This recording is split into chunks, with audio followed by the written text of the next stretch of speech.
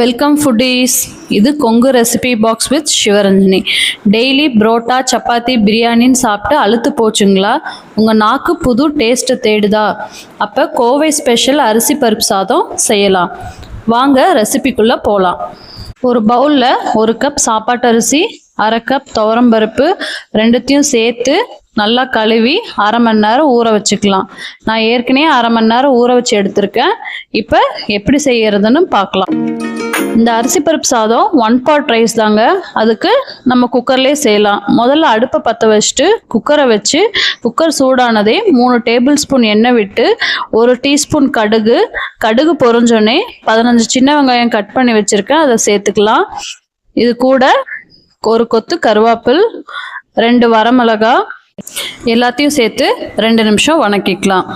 வீட்டில் எல்லாருக்கும் ஒரு கம்ஃபர்ட் ஃபுட் இருக்குங்க. ஆனால் வீட்டுக்கே கம்ஃபர்ட் ஃபுட்டு இந்த அரிசி பருப்பு சாதம் தான். இப்போ வெங்காயம் நல்லா வணங்கிருச்சு. கட் பண்ணி வச்சுருக்க ஒரு தக்காளியை சேர்த்துட்டு இது கூட கொஞ்சம் மஞ்சத்தூள் சேர்த்துக்கலாம்.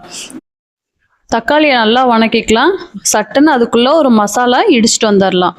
அதுக்கு 1 டேபிள் ஸ்பூன் மல்லி, 1 டேபிள் ஸ்பூன் ஜீரகம், 4 பல் பூண்டு, 3 வரமிளகா, 1 கொத்து கருவேப்பிலை சேர்த்து எல்லாத்தையும் நல்லா கொரகொரன்னு இடிச்சுக்கலாம். இது இடித்து சேர்த்திங்கன்னா சாப்பாடு நல்லா ருசியாக இருக்கும். இடிக்க முடியலன்னா மிக்சி ஜாரில் மாற்றி நல்லா கொரகொரப்பாக அரைச்சிக்குங்க. இந்த மாதிரி இந்த டெக்ஸ்சரில் இருக்கணுங்க. இப்போ தக்காளி நல்லா வணங்கிருச்சு. இடித்து வச்ச மசாலாவை உள்ளே சேர்த்துட்டு நல்லா கலந்து விட்டுக்கலாம். 1 நிமிஷம் கலந்து விட்டுட்டு ஊற வச்ச அரிசி பருப்பையும் சேர்த்துட்டு இதுக்கு தேவையான அளவு தண்ணி சேர்த்துக்கலாம். நான் 1/2 கப் அரிசி பருப்பு எடுத்திருக்கேன், அதனால 3 கப் தண்ணி சேர்த்துருக்கேன். சேர்த்துட்டு இதுக்கு தேவையான அளவு உப்பு சேர்த்து நல்லா கொதி வர வரைக்கும் விட்டுடலாம். இப்போ கொதி வந்துருச்சுங்க. மூடி போட்டு மீடியம் ஃப்ளேமில் 3 விசில் விட்டுக்கலாம். விசில் போயிடுச்சுங்க. திறக்கும் போதே வீடே மணக்குதுங்க இந்த அரிசி பருப்பு சாதம்.